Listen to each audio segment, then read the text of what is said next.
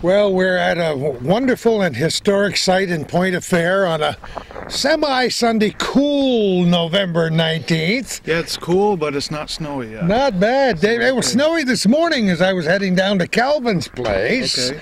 But now it's not. Temperature in the mid-30s, and we're okay. We've been here before because we like it here, and you and I have talked about various commemorations. But since the last time I was here, you designed this wonderful display panel here. Tell me all about it. Yeah, after the ceremonies last year, last May 2009, they had some grants still available, and so I was asked to design a panel for Point of Fair, representative of to describe the history of the point.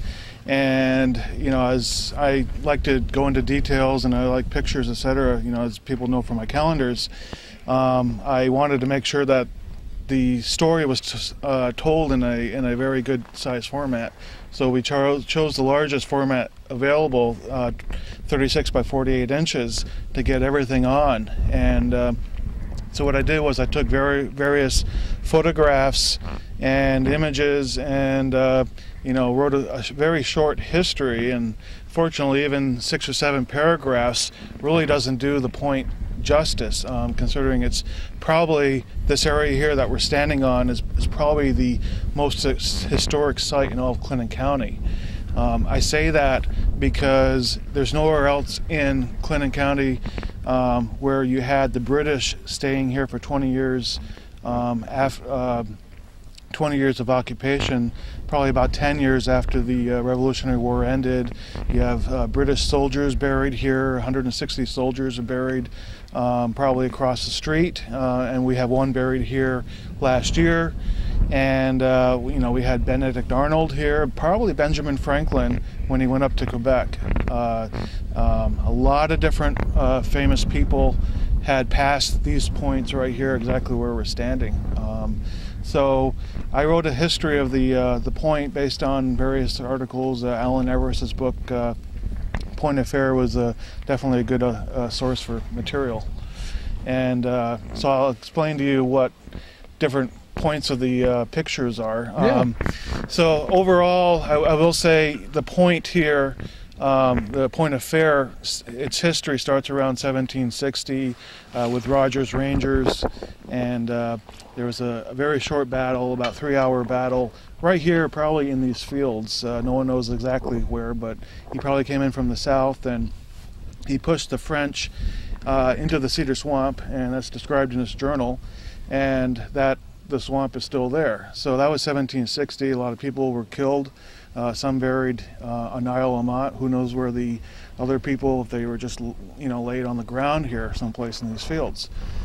So that was 1760. 1777, the British, or 74, the British come and build a small fort.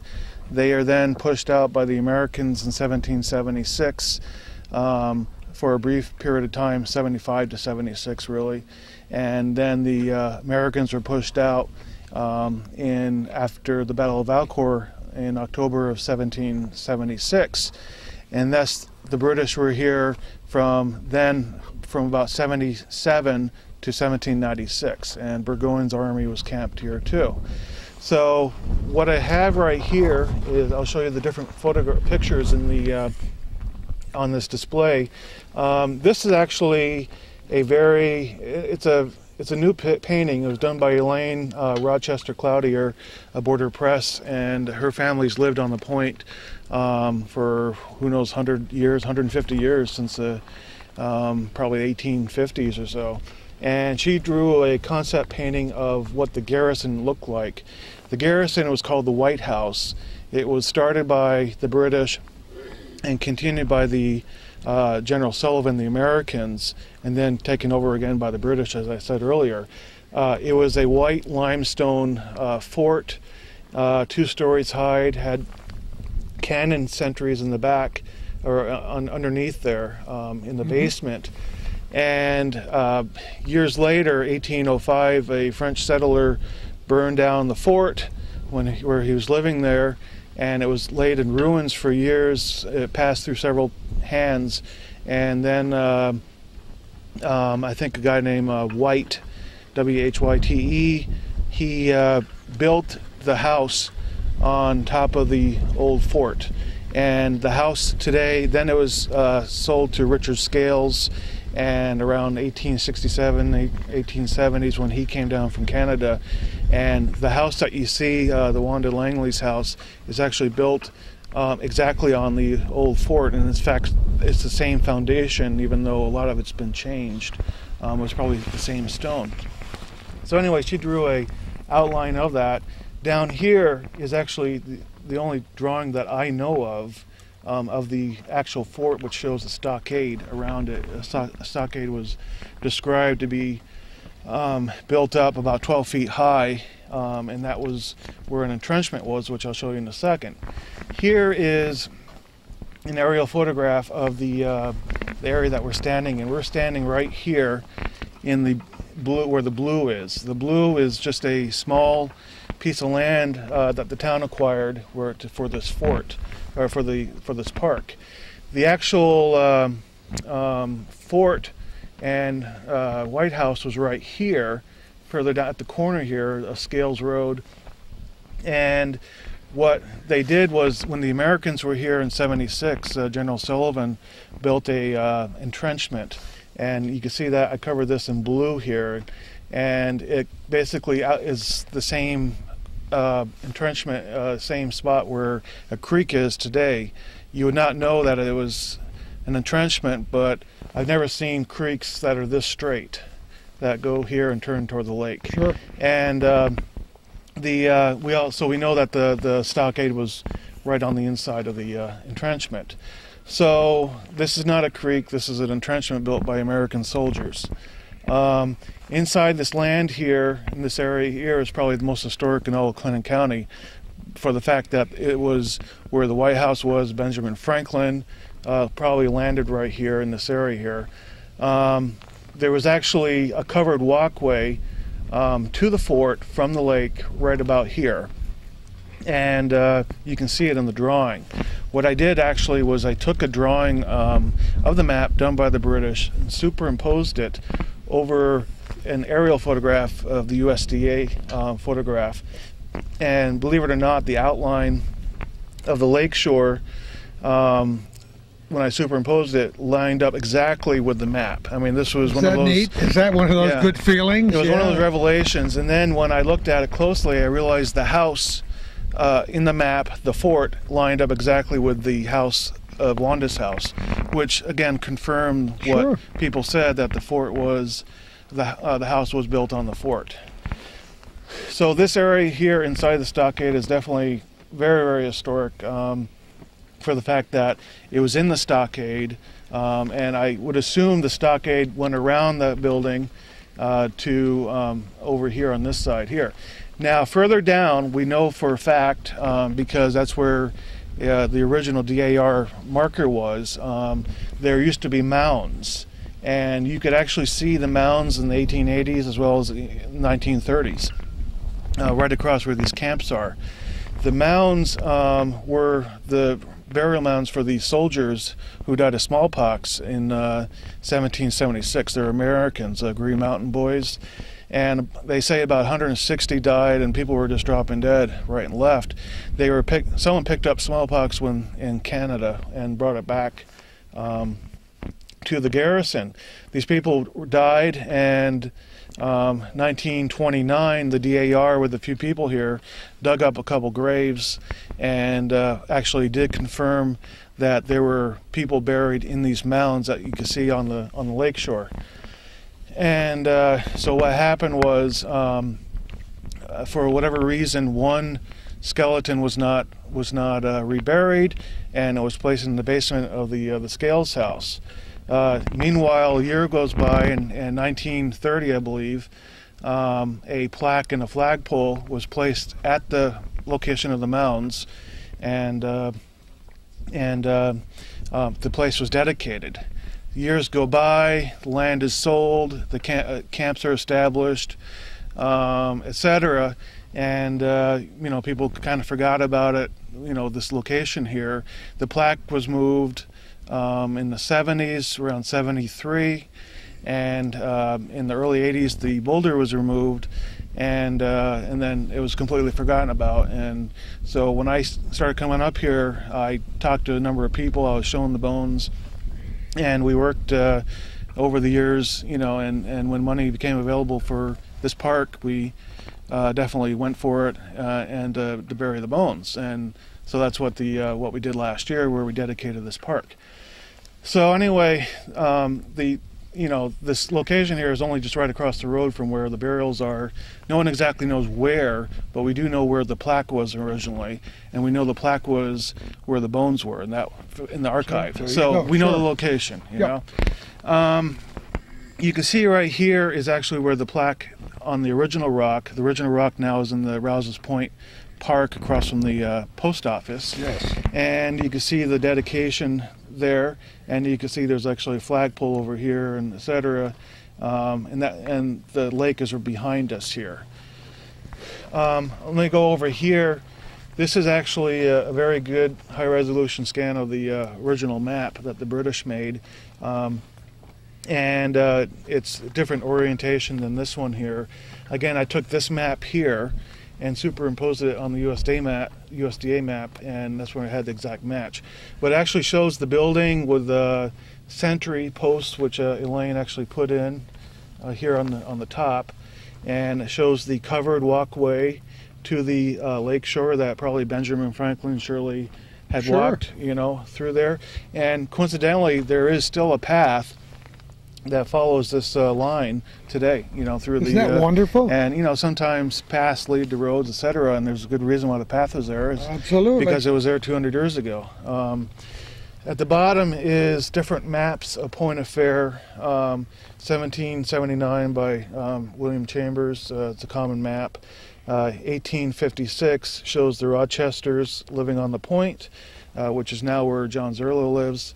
1869 Beers map, and then a 1948 USDA map showing the lots. There was actually 3 lots allocated to the Pointe-à-Fer, and they were sold off probably around 1809, I think, by the state. What a wonderful job you did here. Yeah, thank you. And you did another one at St. Mary's. Yep. In Champlain. We're going to stop there. Yep. And then we're going to move inside where it's warm. Calvin's got his hood on over there.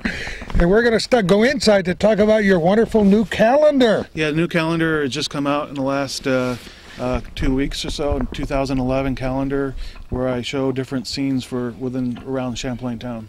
Let's do it. Okay. Let's go to Champlain.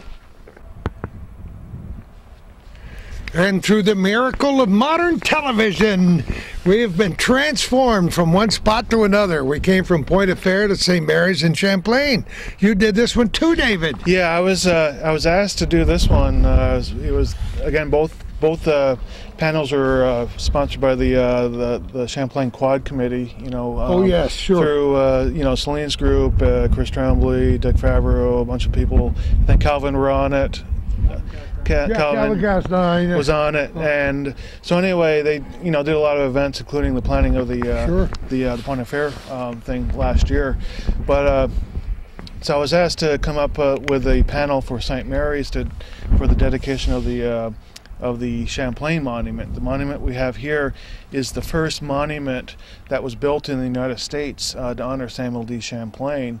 Originally, it was going to be placed down on Main Street at the corner of Main and Elm Street at the bridge, in sort of a it's sort of like a roundabout where you have it in the center of the road. Sure. And I've seen other statues like that in other places, and it was going to be placed there, but when different societies came forward with money, they decided to move it from there to St. Mary's Church when the church decided to sponsor the monument. So the monument was built and dedicated July 4th, 1907. which was one of the biggest events that Champlain has ever seen. They had 5,000 or 6,000 people from all over the area, Vermont, down to Plattsburgh. They had special trains come up from Plattsburgh with people, and it was a day-long event with a parade from Oak Street over the bridge, Main Street, up to Church Street here. And there were speeches, dinners, etc. Again, this is 1907.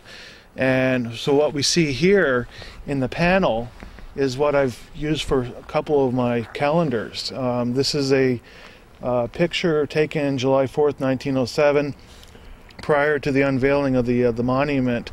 And you can see definitely there's a lot of people, here for the unveiling. And I used a program. There's a program right here that was in one of my calendars too, that shows the day's events, and you can see there a lot of stuff was planned. They had a parade, the dinners, speeches, and then the unveiling later in the day. And so I put that as the main photograph. I think it was a great photograph. It shows the whole event. And then that was 1907.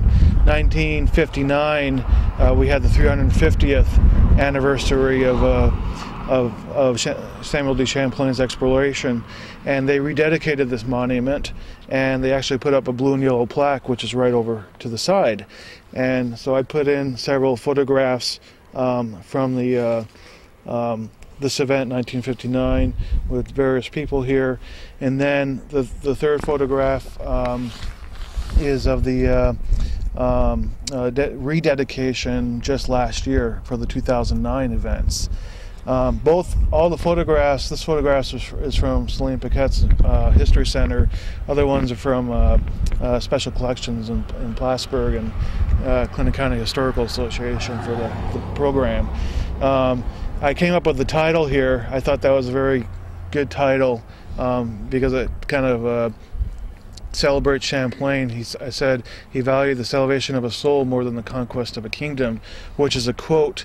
I believe it's actually on the monument. It came up by someone else, but it was very pertinent quote. Yes, it fit exactly. Right, exactly. So I should say both panels were sponsored by Lake Champlain Basin Program. They have programs where you can apply for grants and around the Lake Champlain region, and they were the ones that sponsored it and designed, did some of the design work. Although I created the layout, etc. You did a beautiful job on it, David, and we're going to go to Celine Paquette's.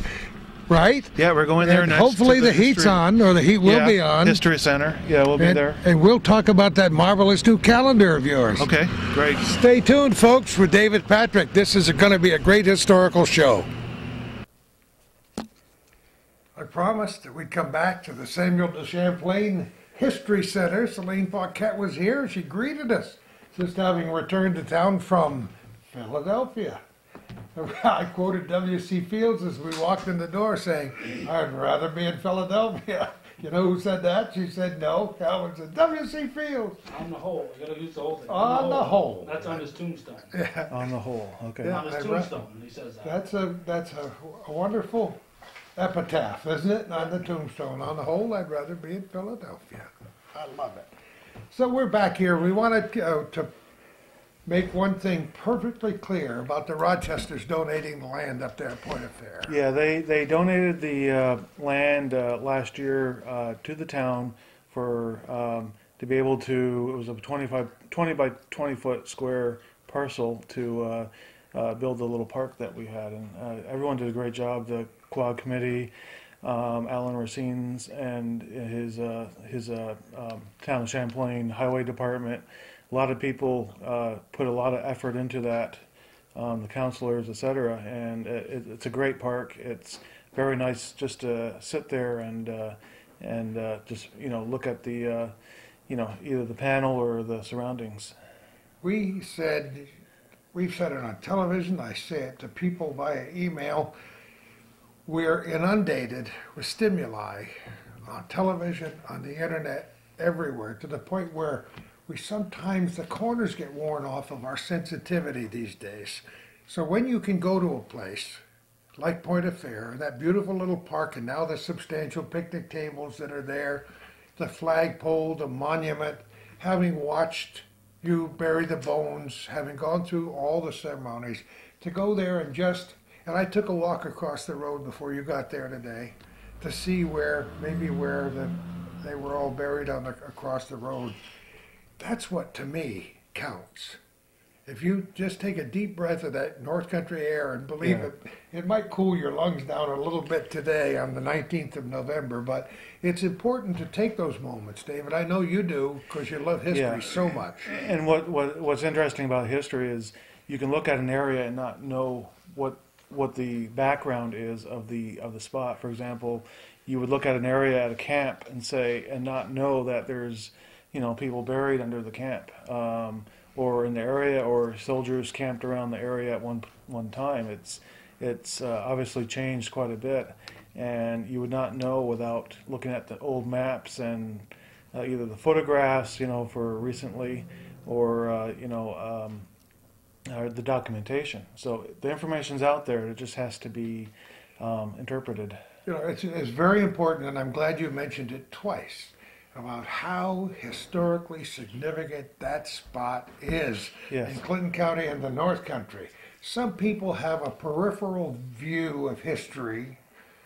Those people who watch this program have a little better view of history. Yeah. Then you get in the brain of this guy here who lives, eats, drinks, and breathes history almost every minute of his life. Pretty close. I enjoy it. Yeah. But to let people know every year at Calvin, and I love to do it, how important Dewey's Tavern is in that phase of what happened during the Battle of Plattsburgh time period. How important Point of Fair is in the overall scheme of things. Just mentioning who was on the scene. So you love this history. You love all the history. Probably because your ancestors were involved in it. Well, I've said it before. I started off this project back in 1995 as a genealogy project. Yep. And my idea was to figure out who I was related to. I knew I was related to a lot of people in Champlain, Pliny Moore, the Nye family, the McClellans, and I knew about the connection. My grandmother showed me the picture of Pliny Moore on her wall.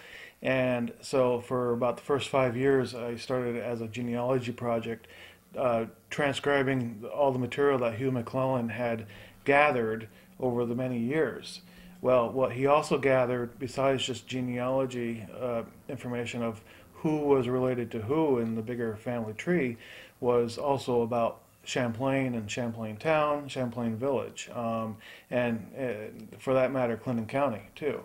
So starting around 2002, I kind of went off and I finished the genealogy half and started focusing on the town of Champlain history, and started off with the 2003 calendar, which was mostly the village, and I've done various subjects, within the village, and then of course 2009 calendar was for the quad events, a little bit different, but yeah, that was kind of a special year. It was you a might special say. year, but it had a connection because Hugh McClellan, my relative, was the architect for the two monuments at Crown Point and Plattsburgh, and it only made sense. So then 2010, I went back to the town of Champlain and did Dewey's Tavern, which kind of cemented a lot of information that had been out there, and local gossip, lore, etc., and put it down on paper. And then for the 2011 calendar, I focused on the 4 settlements within the town of Champlain, not just Champlain Village, but the 4 settlements: Coopersville, Perry's Mills, Rouse's Point, and of course Champlain. And worked with different photographs, and tried to bring about what the early history was, outside of just the village. Does it get harder every year, or does it get easier? It varies. Some subjects are easy to write about, and other subjects are not. Even for each calendar, sometimes, for example, I may have quite a bit of material on a particular subject for a photograph in the calendar, and I'll put that all together. Other times I may have hardly any information for a photograph, and I have to do a little bit of sleuthing around, looking through the internet, college library, etc., and then I can write up usually a detailed description.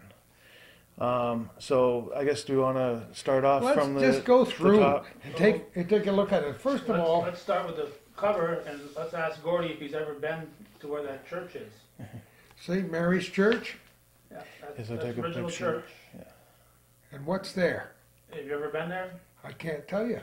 Tell us Have you been to that church in that picture there? where that church is. You ever stood where that ground is? I don't know. You just left there. Yeah. Was that the original church? Yeah. Come Yes. on. You'd never know it by the buildings that are adjacent to it anymore, Yeah. would you? Well, So that's the original St. Mary's right there. yeah. So in this With a picture, dirt road and the. yeah, the picture here, I chose I was able to find a very, well, I wouldn't say very good, but an average photograph. There was one photograph floating around Champlain of the original St. Mary's Church. That was St. Mary's Church was established 1860, and they've just had their 150th anniversary just this year. Dinner just a few weeks ago. But anyway, there was one photograph floating around that was in very poor condition, and I was able to track down, a print of that. And usually the photographs I work on, I tend to make the prints a little bit better, enhance the photograph, get rid of spots, etc. So, being that this was such an unusual, unique photograph, even for me, I decided to put it on the front cover because it's just an amazing photograph. Have you seen this picture before, Calvin? You had seen it. Yeah. But that's the only Yeah. known photograph of Yeah. that church? So, a little history of this Wow. picture here. The picture was taken 1880 of the St. Mary's Church, and the church building, believe it or not, was built probably around 1820. The frame building around 1820 by the Methodists, which were that only makes sense. yeah by the Methodists. built the building. They built the church out of town, about a mile out of town, and it was there for about 10 years. But the idea was to center it in Champlain town, but Sure. not enough people were in that spot, so they actually disassembled the building and moved it to Church Street, which at the time was called Mechanic Street. That's And interesting. it was placed across the street, right where the photograph was taken, where today's old brick building of the Methodist Church is standing, and it's now apartments. But that building was there from about 1830 to 1846. And then that building, the wooden building that you see in this photograph, was moved again for a second time across the street to where you see now in the photograph, which is actually over the site of the Samuel D. Champlain Monument. If you look in that picture, the only building shown in that picture that's still there is the parsonage, which is over to the right of it. And that building's still there.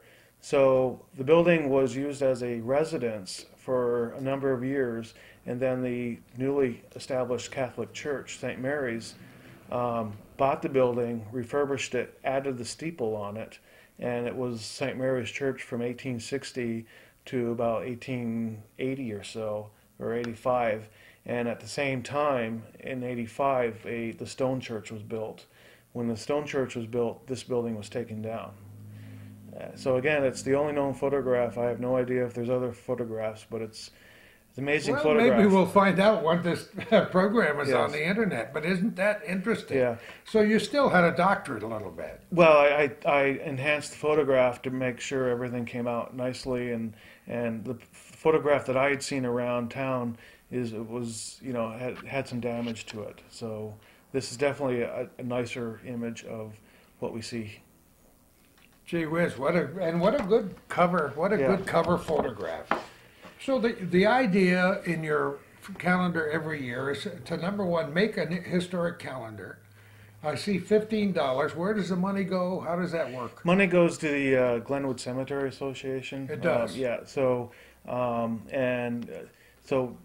they're sponsoring the calendar. Money goes there, and the calendar can be purchased throughout Champlain town. You know, as I've said before, you know, at the town and village offices, Kinney Drugs, Rouse's Point, Cornerstone Drugstore in Rouse's Point, Cornerstone Bookstore in Plattsburgh, Conroy's in Plattsburgh, CCHA in Plattsburgh, Kent Delord House in Plattsburgh, Champlain Memorial Library, and of course Kinney Drugs here in Champlain, and I guess at Chauvin's Insurance here in town. How about the Battle of Plattsburgh War of 1812 Museum? Not there. Come on, let's get it in there. I'll tell them.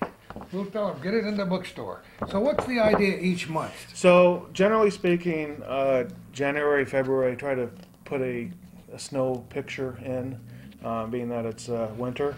So there's not a lot of snow pictures that I have access to, but you know, some of them are still quite interesting.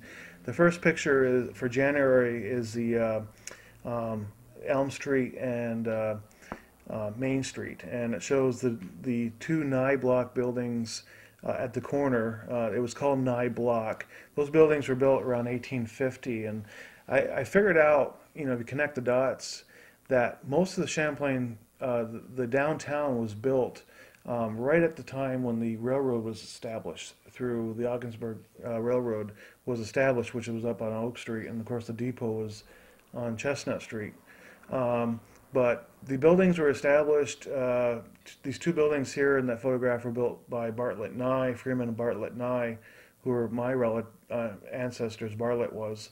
Across the street was the Champlain House, another brick building that was present up until 2003. That was a hotel built by Bartlett Nye. The other buildings were built around that time, 1850. So prior to 1850, there was not really much of a downtown. And again, Champlain was on the stop of the railroad, and that's where a lot of it was built. Well, that's typical of so many other communities here in the North Country exactly, and elsewhere. Just like when an interstate is put in. At the bottom of the calendar, you might want to just put that up there. Yeah, have you got the bottom page there? I like to do a before and after, or past and present, and it shows the two photographs of the cover as well as the current photograph, and just to people to see where things were, you know, back in 1880. And of course it shows the parsonage really not changing much, and next to it to the left is the brick or is the frame building, and of course today is the monument, and then the stone building is where the white building was, which is not there. And then of course I found a Beers map, 1869 map, which shows the French Catholic Church, St. Mary's, you know, which would have been the frame church, and you know, then I made a note of where the St. Mary's Stone Church is today. And a piece of, you know, you give little historical notes all the way down through in the bottom. Yeah, I try to go through all my material and find, you know, dates and times, and I'm able to figure out what happened on what day. So. I love it. Gee, February was still winter. Yeah, believe it or not, in Champlain and as well as anywhere else around here, winter occurs in February too. So what do we got again, a picture of here? This picture here is of the main street looking west, and it shows, you know, to the left, a lot of the buildings are still present, you know, today, but on the right, the buildings have burned down many years ago or taken down, and way in the background is the what was called the Iron Bridge, or Upper Bridge, which is the bridge next to, it's on Main Street where the Church Street is, the intersection is. But in the old literature, it's called the Upper Bridge or the Iron Bridge. Below it, you might want to hold it up. This is real history that you've delved into. You had to do some. Where did you get all your information for these? Well, a lot of it's again coming from Special Collections, Plattsburgh State, Feinberg Library, where a lot of letters of Pliny Moore are present, and you know, Hugh McClellan's papers, and it's basically just, I got to go through the material and try to connect the dots. So I just want people to know that there are a lot of hours. Yeah, a lot of hours, but it's fun hours. The map that you see on the bottom half was written by Pliny Moore in 1820, and it shows. I didn't include the entire map. I include just where the bridges were, and it shows, for example, the upper and the lower bridge. And what was interesting is on the lower bridge, you can see that's called the Elm Street Bridge today, and it really is a bridge in that photograph. Across the street, where the Champlain house used to be, the hotel there, is a tavern. Now, if you read the literature and different histories, that's probably where that was the first tavern. That's where a lot of the religious meetings, school meetings were held there, and it was a very important part of the village. And it was a wooden building, and then it was probably taken down sometime before 1850 when that other building was. On the upper bridge, it showed what was interesting to be, it didn't look like a bridge, but it looked like a walkway. And I didn't really know what it was. And on the other side of the river, it was Plentymore's grist mill, which is long gone. And of course now Main Street extends past that on the other side of the bridge going up toward the border. But it was a grist mill there. The bridge I found was described as being basically just logs placed on stones in the river. And when I saw that, and of course the Church Street is called the highway because it actually was a highway that was not part of the main part of the village, but the highway extended south, I think, down through Ridge Road, going south. So before it was called Church Street or Mechanic Street, it was just called the highway. I love it. Yeah. This is really terrific. Well, and also that would show you where soldiers came through in 1814. Oh, sure, Yeah. before the battle. Yeah. Right. And I should there. say, like in the 2010 calendar, Dewey's Tavern, there was a skirmish around the upper bridge. Yeah. Between American and British, or militia and probably British soldiers. So I don't know exactly where, but there was a skirmish, literally in downtown Champlain. Is there a historical marker there? No, on that, not for that. No. Okay. No. Some of the skirmishes have been noted where they occurred. A lot of them on Saturday nights. And yeah, that too. All right. Guess what? We're into March. Yeah, we're into March now, and We got another icy theme here. not surprisingly, March shows a flood picture. Most of the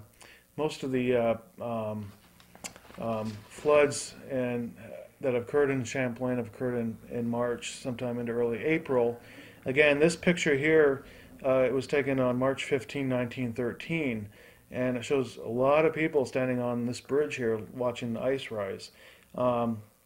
I've seen other photographs taken of the other side where River Street is or was, still there, but the buildings are gone, showing huge amounts of ice that have flowed down River Street. It's not the 1911 flood, which has been seen in other photographs. This is 1913.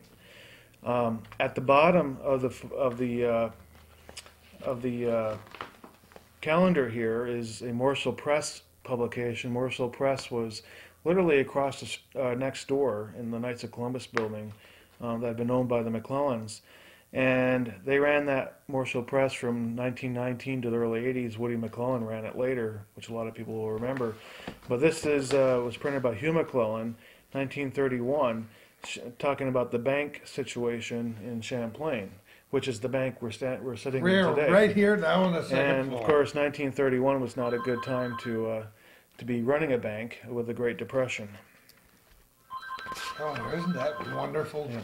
Great stuff. Oh, look at this. Yeah. You had to get here, didn't you? Yeah.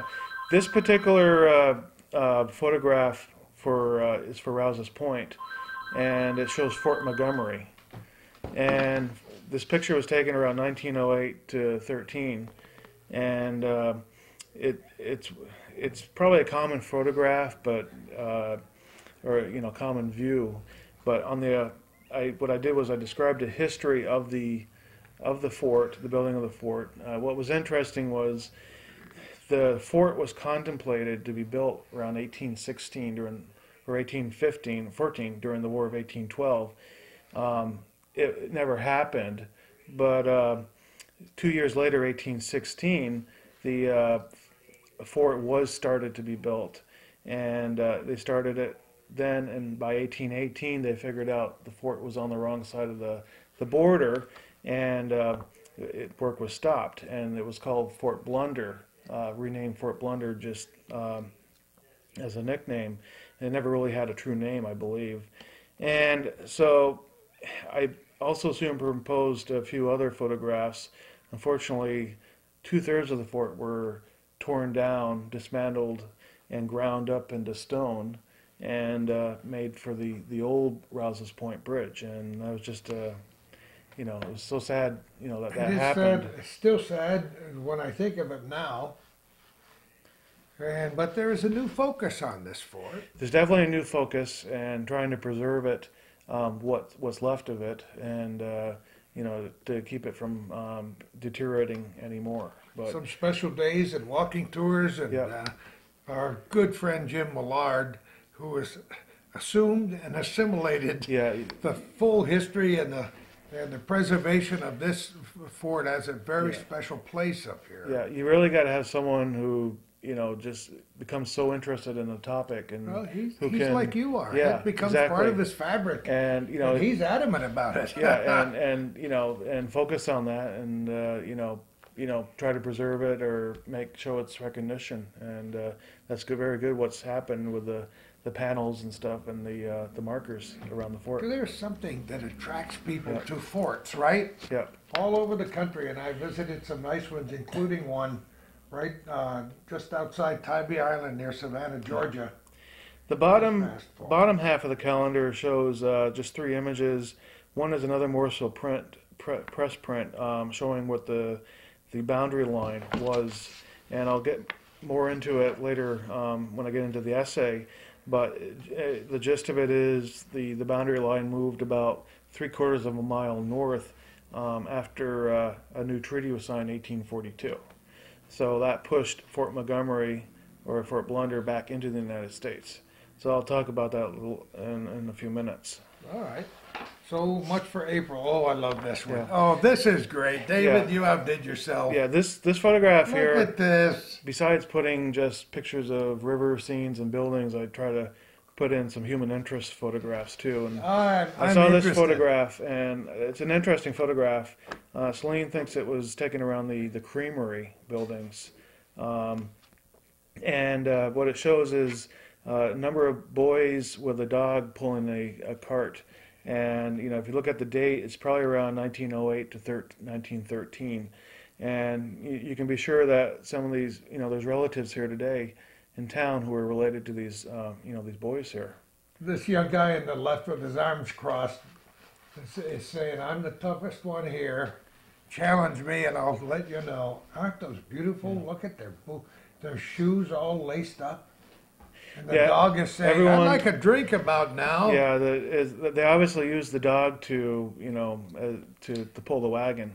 I hope they didn't try to all get on the wagon when the dog he'd lay down and forget it. That's a classic Yeah, photograph. it's a great photo. It's a good pose, you know. That's wonderful. And on the bottom, Except the guy in the back of the wagon, he wasn't allowed to look at the camera. yeah, I love it. Bottom just shows a couple of morsel press prints again, printed 1928 Thanksgiving Day for the benefit of St. Mary's Church, and basically a dinner 11:30 a.m. Dinner, supper, 50 cents. So Yeah, try to do that now. You can't Yeah. get a piece of pie, right? the next one was community players. My uncle from Japan, benefit of St. Mary's Church, and that was 1930. And these are small little postcards. You know, they did an article in the Press Republican about harvest dinners when our harvest dinner at St. Alexander's was put on the other day. And Joe Lotemplio said, "We never had harvest dinners over in the western part of the state. When did they start?" And I said, "Well, you know, I wasn't Catholic back then, but we had harvest dinners. We had dinners for everything. But we didn't charge people. People just came and brought their stuff, and everybody ate. Like a They were potluck. social events, you know." All right, so we're up to June, man. We're in the Yeah. summertime already. Summertime now. I and have seen this picture before. You can tell. You have? Oh, I love this photograph. So anyway, again, when I was saying before, sometimes I don't really know a lot about the history of a building until I delve into the picture. And this was one of them. I did not know who built this building and what the history of it was. It was a great photograph. I mean, and what I found, of course, when I wrote about the settlement of the town, is it was built by Ebenezer Cooper. And it's Ebenezer Cooper House. The building is actually still present today. It's at the corner. It's on Route 9B, right by the bridge and the Chazy River. And it's a great photograph. The car there was probably B.F. Payne's car, and Payne took the photograph. He was a photographer right here on Main Street, just not too far from where we were. So you think he just parked there and said, okay, I'll take a picture of my car? If you look at his photographs, he tended to put a lot of he liked his car. And of course, what was interesting was this only you would notice that. It was 1908, probably 1909, and no, not a lot of cars were there present. So I think he just liked to take pictures of the car. I think that's so cool. And look, now you have one of those now photographs on the bottom. It's a semi-now photograph because it's the same house, same view, coincidentally, but it was taken in the 1960s. And close enough. Close enough, yeah. So probably late 60s, and it shows basically the same house.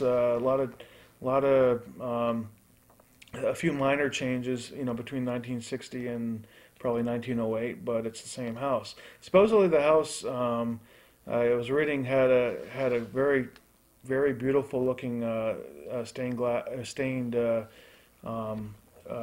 stairway, and usually a lot of these buildings are federal style. Sort of like the Pliny Moore building, and they all had arched attics windows too, which was kind of prevalent for people who were wealthy back in 100 years ago, 200 years ago. See, they had, by the time that next photograph was taken, they had taken out that oh, I don't know. That beautiful. No, it's still there. It's still there. It's 1960s. It was there. It just looks like it's. See this? Oh yes. It's the curvature is still there. It's just. Oh yes, I can see that. It's maybe like a shutter or something. Yeah, interesting. On the bottom there is another Morrisville Press print, and Hugh McClellan wrote on the 21st of April 1919, the Morrisville Press was founded as a private printing press for the printing of historical booklets, and it's interesting to know that the first job printed was some letterheads for the local troop for the Boy Scouts. Boy Scouts of America. In Champlain. Oh, don't you love it? Oh, gosh.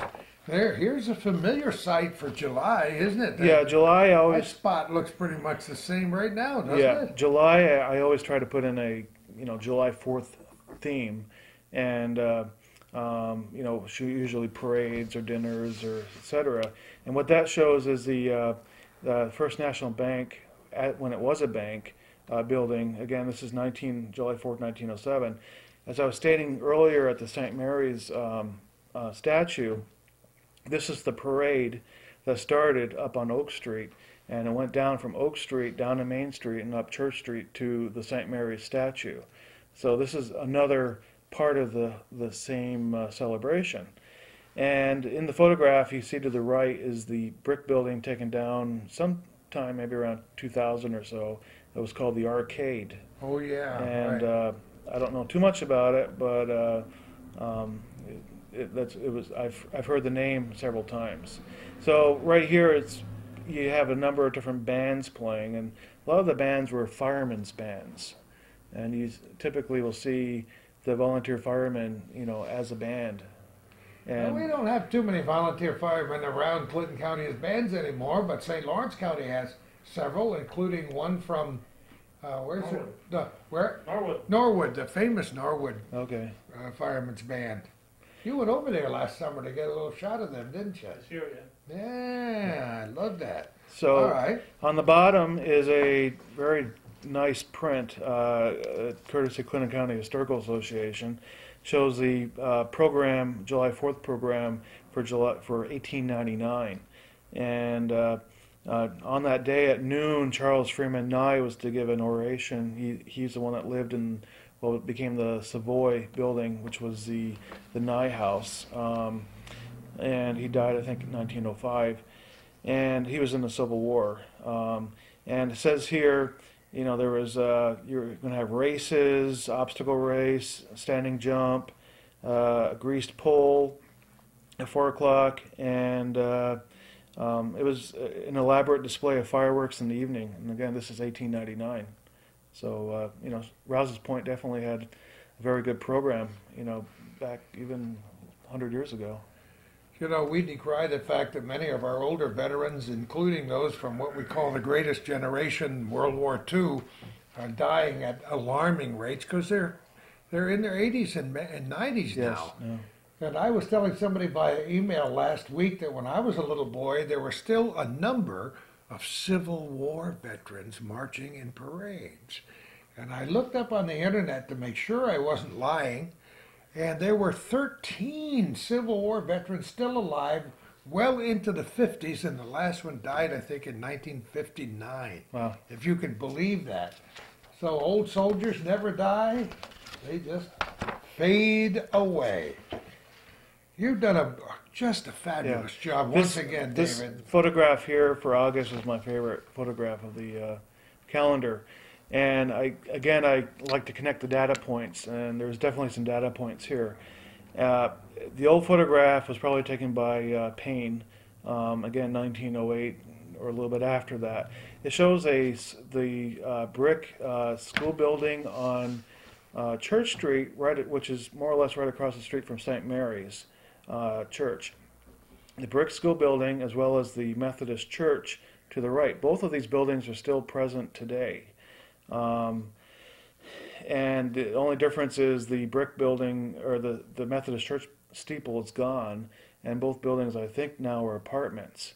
But what I also realized was I had an image from a plate that was owned by the Clinton County Historical Association, and I had seen an image of it, and it was of the same view, and it showed the original schoolhouse. And if you read the literature, there was a schoolhouse built in 1815 on Church Street. It was the first official church or official school building of Champlain. The older buildings were just log schoolhouses. One log schoolhouse was up on Oak Street, where there's a blue and yellow sign today.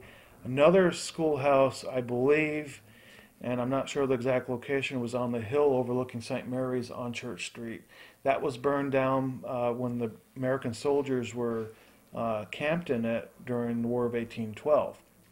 When that school burned down, Champlain had no schools, and nothing could be done for about 3 years, and until the war ended. And once the war ended, some districts were established, Champlain being district number 1, and this building was built 1815.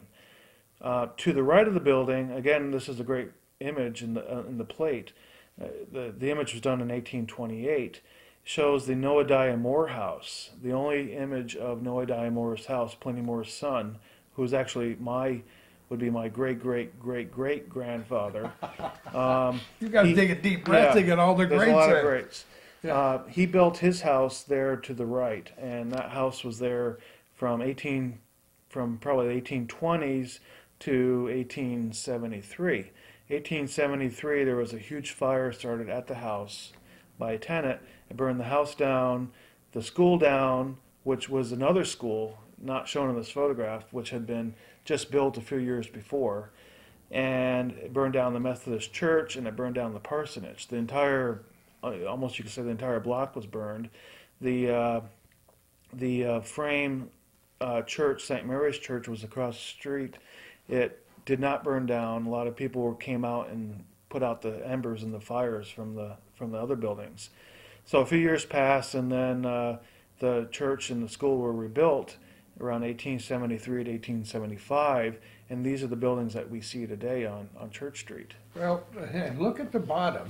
A modern photograph, obviously. Did you take that in? Yeah, I took that just about a month ago, and it shows the exact same view of the main photograph, and it shows the three buildings. The school building has barely changed at all. The church building, the steeple's gone. But how substantial they were when they were built. Yeah, but they, so they're over 100 years. And then, of course, there's a white building to the left of the school, which is now in the empty lot in the main photograph. So then you got early Champlain schools. The early, then it was another Morrisville Press print where Pliny Moore wrote a letter to some state commission explaining what the different schools in Champlain were, and basically what he's saying is there wasn't really a lot of standards in town at the time. There were several schools that were on again, off again, and he says, they were taught English and math, and taught at times by unskilled instructors. He says the method of instruction is various, scarcely any two alike. And I love it. yeah, Don't you love it?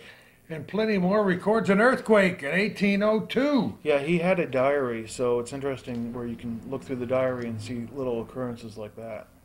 Where's the diary these days? Is it special collections? Yeah, special collections. Thank yeah. God for Yeah. special collections. Wow, we're into September already. Yeah. September is another great photograph, and again, I can tell now because it was taken by B.F. Payne.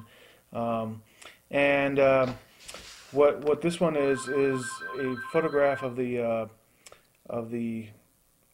bridge, Route 9 bridge. Yes. And it shows to the right. I didn't really realize this until later. The building's still present today, which I knew, but it was probably built by Ebenezer Cooper, who was the first. He was one of the early settlers of Coopersville, and across the street is Cooper's house, the White House. So if you look below at the image in the Down panoramic, below. I see his car still there, Yeah, so I that's know how I where you're knew. coming from. yeah, that's when I Now started. below now. Below is a panoramic he did of the same scene. Again, it shows the White House, the Cooper House, and it shows the store.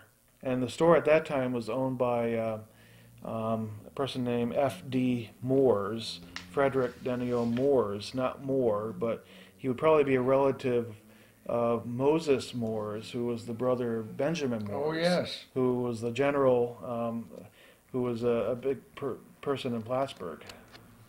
So again, I like to do the before and after, so I took a picture of the same scene, Route 9 Bridge, below, and then I zoomed in to some of the images that I had to show you who was sitting on the porch. I don't know the person that was living there. It was probably Hayford at the time. And you mentioned, I just looking down at your notes below, a cholera epidemic, 40 deaths in 1832. And Yeah, there's a lot of different, there's been a lot of different epidemics, throughout the nation and world. And even in 1832, it wasn't just Champlain that had an epidemic like this. It was, nationally. now we're worried about cholera in Haiti, and Yeah. the first sufferer in A lot of people, Florida. it would usually hit entire families, and a lot of people, what I found out was a lot of people were buried on the commons where Fort Montgomery is. Oh, no kidding. Yeah, and they're there in unmarked graves someplace. There are a lot of, were a lot of unmarked graves, Yeah. as we pointed out when we started our program. Yeah, there's definitely a lot of different graves, family burial grounds. I'm working on some projects related to that, and a lot of burial grounds all around town. Some of them people were dug up and put into the newly established Maple Hill, Glenwood Cemetery, but others had been abandoned, and I can tell you right now, there's probably they're in fields or in people's front yards.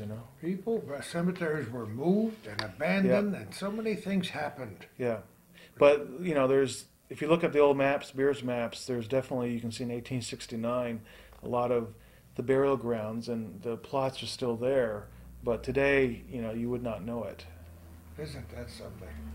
Wow, now we're getting into fall.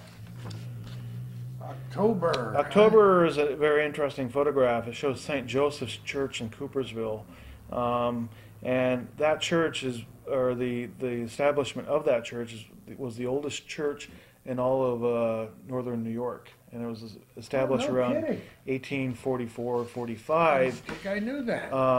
For the Catholic Church, and this building here was built around 1844 to 45. It actually burned down I think around 1931 or so, and in the early 30s when lightning struck the steeple, and apparently about 2,000 people came out to watch it and watched it burn. Oh. When it burned, the stone building remained, and it was rebuilt. So what you see in this photograph here in the interior is before the fire, again around 1908. Shows the interior of the church. And I go into a history of the Catholic Church in Champlain. It was first established by the French refugees who lived along the lake shore, and most of the people there were of Catholic faith, but they did not have a priest or missionary at all for many, many years. So the first services were held at the various refugees' houses around town, and Presque Ashline, who became the name Ashline, had held meetings at his place, and which was up on Mason Road, just a little bit north of the church. And then they built a church where the cemetery was, St. Joseph's Cemetery. That burned down. They built a second one. Both were log churches. And then finally, when a missionary did come down to Champlain, they built the stone church that we see in this photograph around 1844-45. That's so fascinating. Now, explain for me the distinction. In all these photographs, it says Cooperville. Oh, okay. And you call it Coopersville. It's really, yeah, I mean, it's called Coopersville is probably the official name. The photographer, not, knowing, he took the S out. Perry's Mills is the same way. It's Treadwell's Mill and Treadwell's Mills and... Yeah, I mean, again, it should be apostrophe S too on like Perry's Mills and Rouse's Point, but over time it just has morphed into... So you think it's really officially supposed to be Coopersville? Coopersville.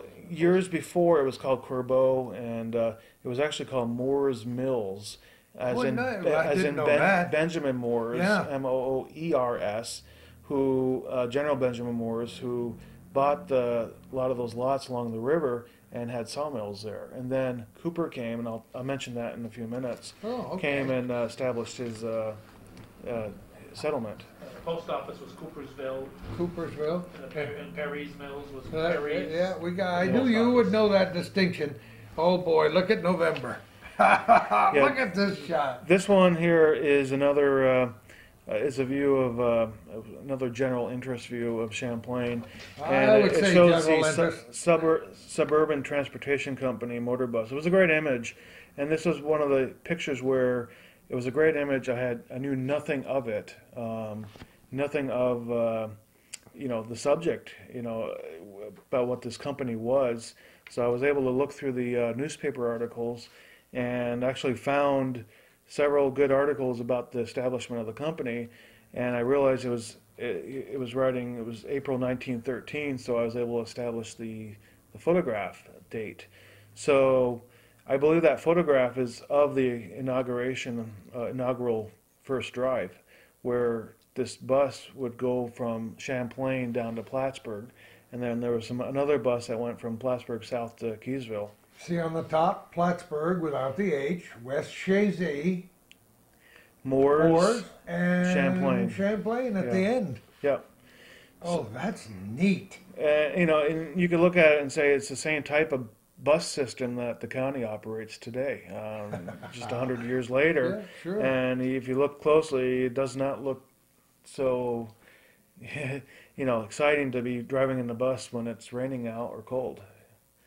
But they had, as you'll see, there are sides that roll up. They roll down, but there's still not a lot of protection. Yeah. Everyone's really outside. Oh, that's wonderful. I love that picture. Now on the bottom.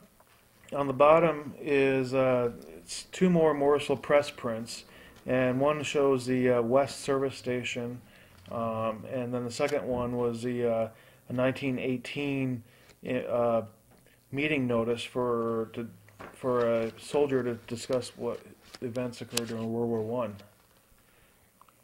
That's wonderful. You've done a really wonderful job. Speaking of Perry's Mills. Yeah, Perry's Mills is the last photograph. That shows the intersection, I think, of Creek Road and the Perry's Mill Road. And to the left is the George Perry store, probably built around 1850, and it existed until the early 1990s. In the back is, I believe, another church building in the back of the image, and that's, I believe, a Methodist church. That building is no longer present. On the right-hand side was where the post office was for Perry's Mills. And you know, if you look at the scene closely, you can see Payne's car in that. And I was actually able to date that photograph pretty well because I zoomed in on the bottom. If you look on the bottom of the photographs here, it shows I was able to find on the web a 1908 Holzman high wheel automobile, which is parked next to the Payne's car, and it was the same view. So You got it. Only you, David. Nobody else in the so I was world. able to date it. Isn't that Yeah, another photograph is the George Perry house, and years later the store. Well, actually, I think it was 1886. George Perry, the grandson of George Perry, he sold the store to George Kaufman, and it became the Kaufmans owned it for many years and ran it as a Kaufman Lumber Company, which people here will remember it to be. Kaufman's, yeah, sure.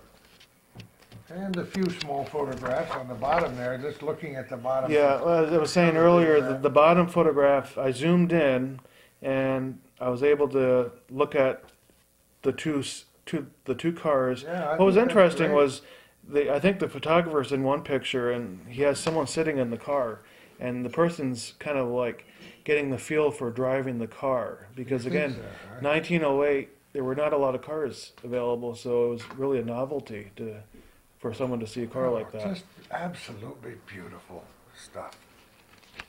Well, that took care of the year anyway, didn't it? Yeah. Huh? So that was 12 months. So And look what else you've done.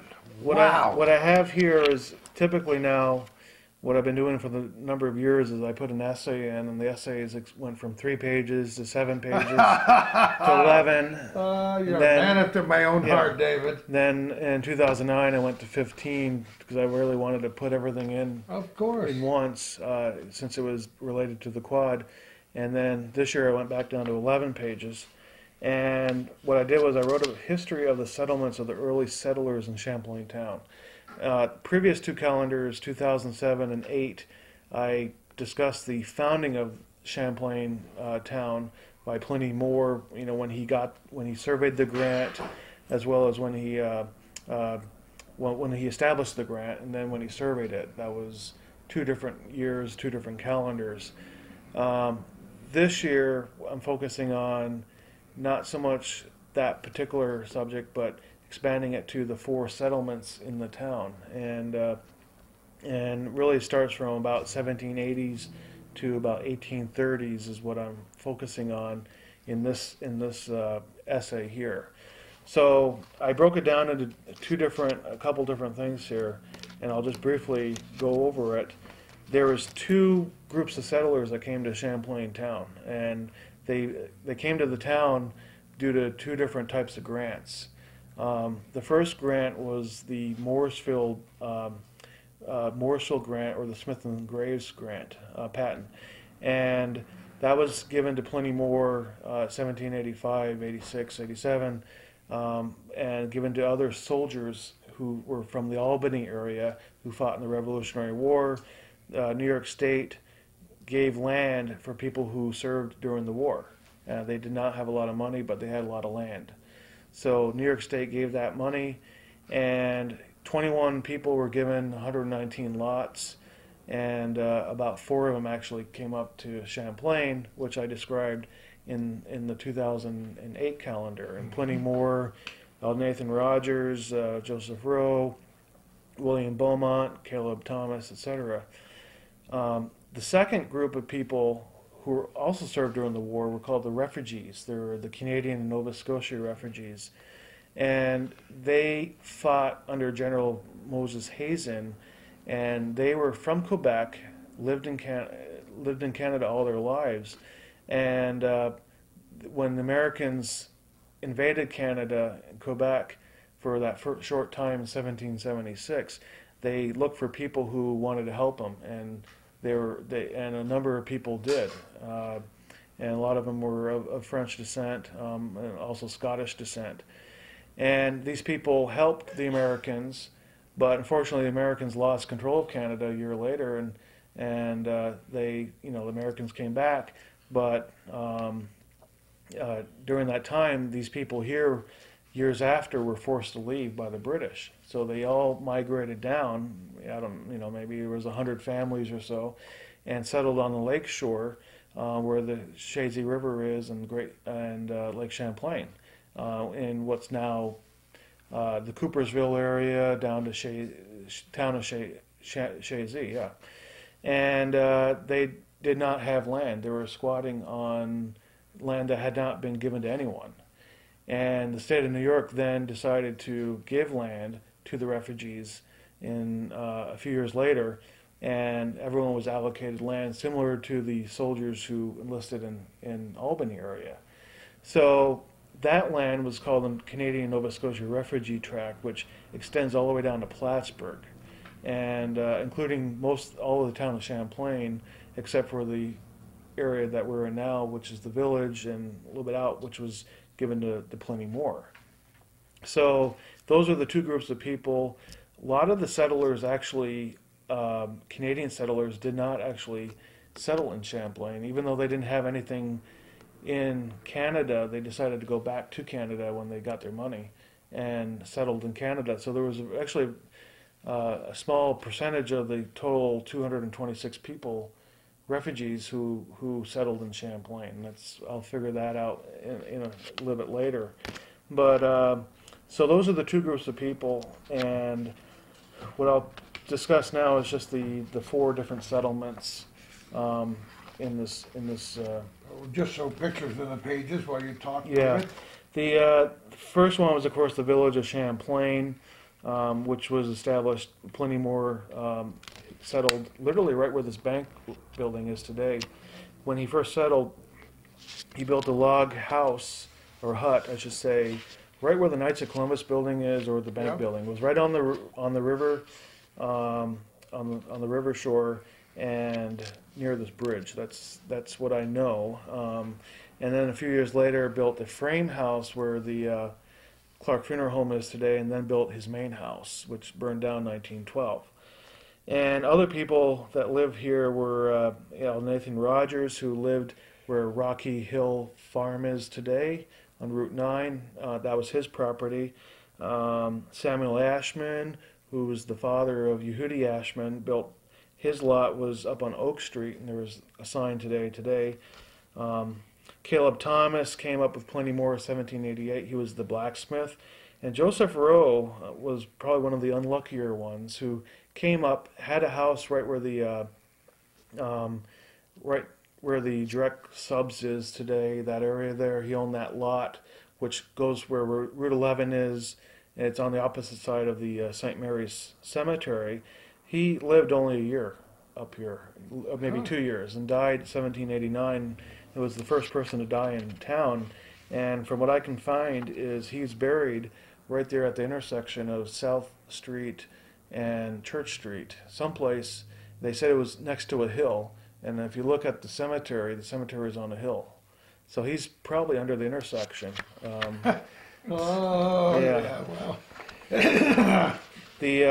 The next building is the next settlement is Coopersville, which was settled by, or it was also called Moore's Mills in Corbeau. And Moore's Mills was established, the name I've seen before, because of General Benjamin Moores, who bought a lot of the lots that were around the Corbeau Creek and Chazy River, right where the Route 9 bridge is today, and ran it for a number of years, and then sold out to Ebenezer Cooper, who came from Chazy, but who was originally from Vermont.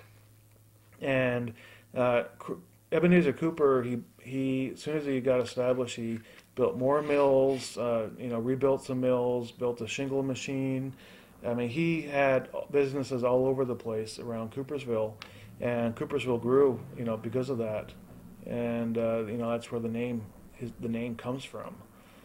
And Cooper was obviously well off. He built a really nice house. He gave money and land for the establishment of a school just near his house, and he's buried in the Chute Cemetery, which is nearby. He lived to be a ripe old age, 95, Yeah, huh? he lived to age 95, which is probably unusual back, Sure. for dying in 1875, and but he was 95 years old. And this is again where I looked at Beers maps, 1869, and you can see, the different maps here showing all the different mills and Sure. what's called the races, which is the where the water was run from the creeks to the mills, which was right along Route 9B.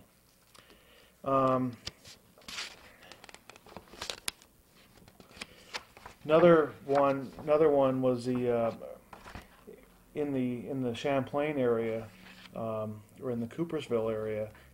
This is where the St. Joseph's Church was, and there was a small French population there, and one of the first original settlers who actually stayed in Champlain was Prisk Ashline, and he was active in the on the town board early on, and there's a few letters between him and plenty more, and his family is obviously still very well established here in town, and he actually lived.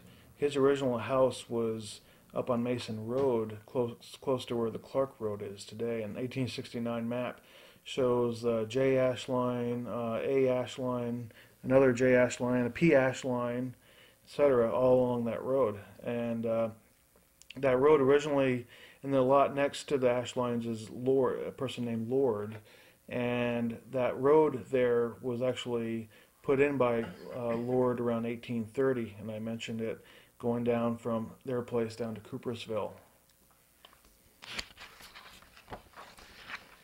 The next settlement was Perry's Mills. Perry's Mills. Which, believe it or not, was called Shefflin's Mills. I learned something new today. Did not know that. The Shefflin actually probably never even or barely entered.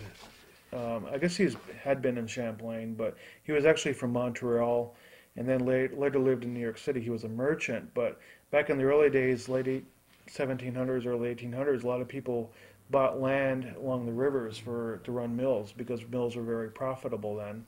And this is where it gets into the entire controversy of who owned land and who sold land to who. And what I found going through the literature, plenty more letters, was there's a lot of contention between Shefflin, who was buying land from other people who perhaps maybe didn't own the land, or the deeds were just not were correct, where they were subject to interpretation, I guess, because no one really knew if these people really had sold the land. The land was originally owned by a lot of the refugees who were in Canada, and you didn't really know if they sold land or not. So he had to actually find, when he bought the land from another person, there was a question, and he had to actually go and find the witness and the signers, and everything was legit, but there was unfortunately other people claiming these particular pieces of land. A person named Robert, who sold, for one example is a person named Robert or Roberts, who sold a bunch of land to Shefflin, but then claimed he didn't sell the land that his farm was on, and then he wanted the land, which just happened to be the land that was cleared. Yeah. And then Shefflin employed Roberts to run his mill, but Roberts sabotaged the mill by taking a bolt out, and there was a lot of back and forth. And by that time, this person lived in New York City, so he had to have other people to track down deeds and etc. So it was just back and forth letters, with all these problems. And then finally, again, this went on for 16 years. It went to a chancery court in New York City, which is used to establish to settle these type of land disputes. The land, all these land that he supposedly owned, was sold, and he rebought some of the land and owned it for a few more years. And then later on, George Perry, around 1820, came and moved to the area, bought that land, and then the land became known as Perry's Mills. The last settlement was Rouse's Point, and that wasn't really that's named after, of course, James Rouse or Jacques Rouse. And Rouse was a refugee who settled around Chazy Line on a farm, and then later moved up to basically where the bridge is today. That was the Rouse's Point, I believe, is where the point of land that juts out for the bridge ramp. Oh yeah. And so I have various maps, and Rouse ran a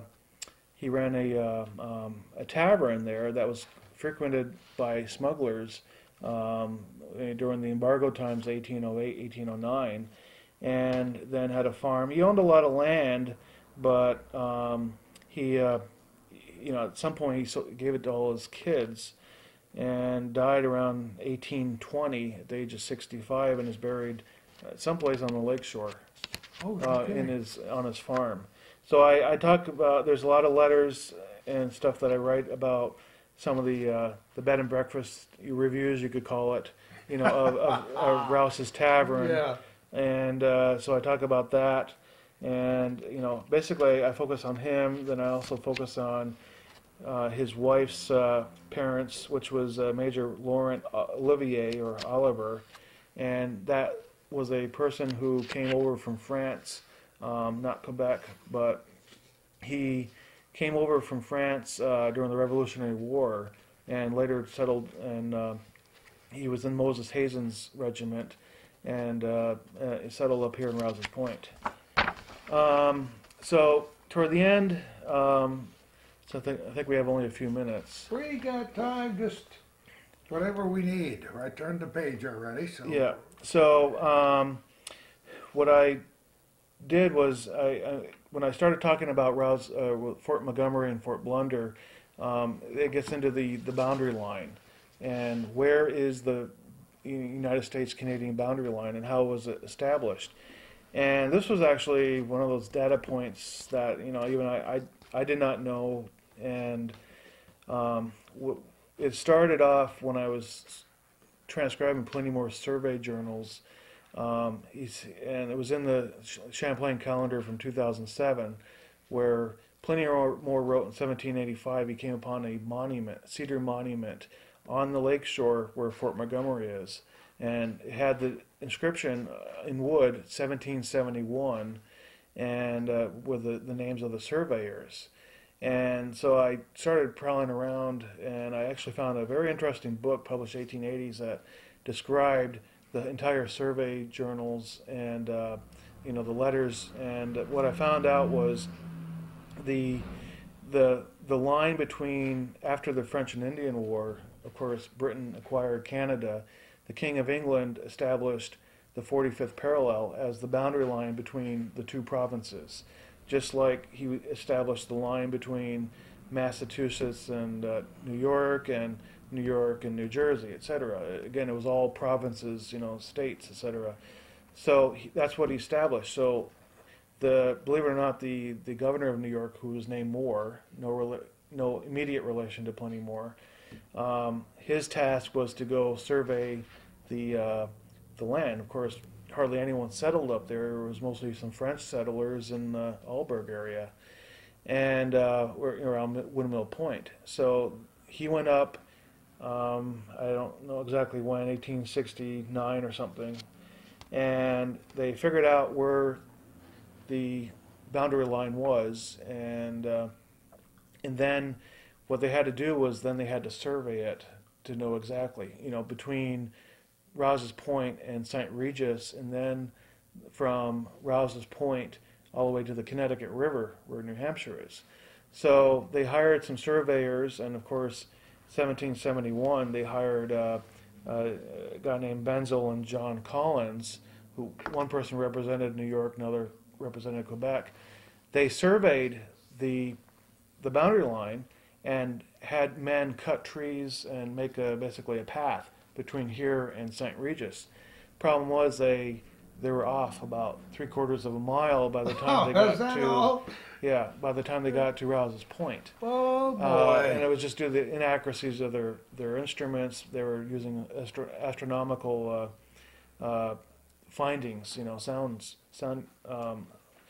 So they were off by 3/4 of a mile, and they put the post there. And then when Pliny Moore came, 1885, he saw the post, started a survey from that post, moved out west 3 miles, and then started making his 4.25 mile square grant based on that, not knowing that the upper lots were actually in Canada. And no one seems to have questioned that until after the building of the fort.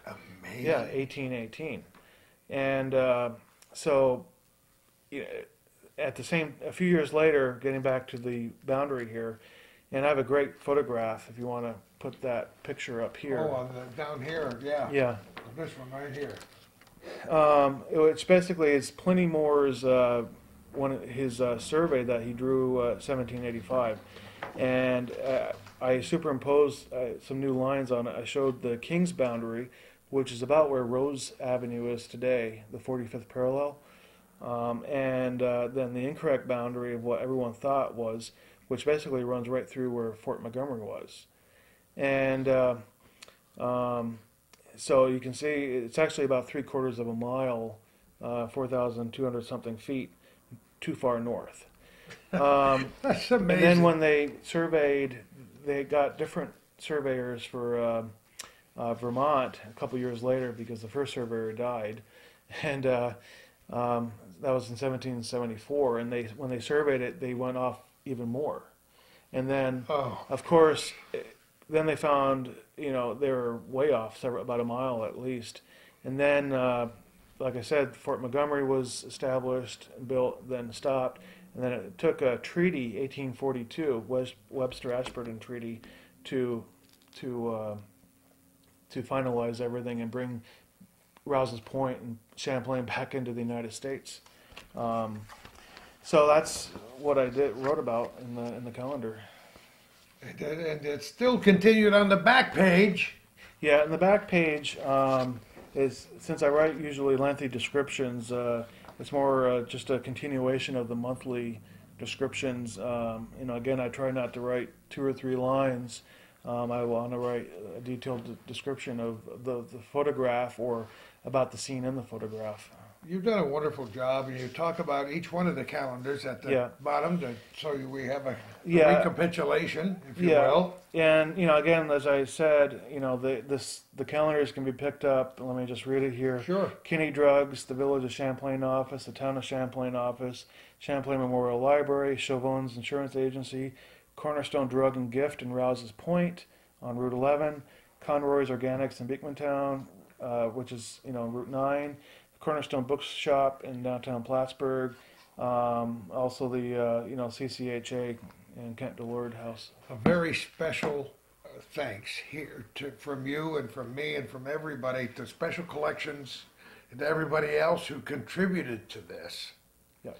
And since no man is an island, you did have, without all these old photographs and this help, this calendar would be a mere skeleton. Yeah. But, David, you did the yeoman's task. Yeah. What were you just going to say? I was going to say you can purchase calendars here at the History Center. Well, I hope so. But thanks so much for what you do every year. It's a thrill for me to see this history. And as I've told Calvin before, I could get another bachelor's degree at least based on each one of our discussions. Yeah, it's a lot of material, and the fact that you retained it in that wonderful brain of yours. Yeah. May it always be so. Pretty soon, some of it's going to leak out, I think it's already leaking. Oh, you think it is? It's a lot of material you got to know. Well, if we have engendered 1/100th of the passion you have for genealogy, for the history of the towns in Clinton County, especially here in the northern tier, based on this program, then we've accomplished something here today. I don't know of anybody who would have enough energy to do this kind of thing for some of the other areas. Yeah. So you may just have to branch out, cover all of New York State. Yeah. Well, the calendar here takes 3 months to work on. Yeah, at least. It's a 3-month job. Your head is working day and night, I can tell, David. I enjoy it. Yeah. You are the best. We braved a little bit of cool weather today, but then we have to think back of what our ancestors braved in those battles that you talked about early not today. Comparable. Not even close. Yeah. They did it without earmuffs too. Yeah. So what's next year? Don't know. I usually Too early to think. I usually start thinking about it over winter and maybe compiling a few things and then see where it goes. But How many external hard drives do you have? I need to know. couple. I would say big ones, about this big. That's wonderful, just to hold the photographs. Yeah. We do have a lot of resources for history around this area. Thank goodness for Plattsburgh State, for the Feinberg Special Collections. Like I should say again, a lot of the material is at Plattsburgh State Feinberg Library. And I got to thank Clinton County Historical Association for letting me use some of their material. And the Samuel D. Champlain History Center here for using their thanks material. to Celine for letting us in the building a couple of times. It's getting cold out. Yeah, it's getting cold out. We got to get in here and warm up. No, this is wonderful. We have, we wondered what was going to happen after the quadricentennial year. Would it be a terrible letdown based on your calendar? No, we're surging forward. Yeah, moving forward.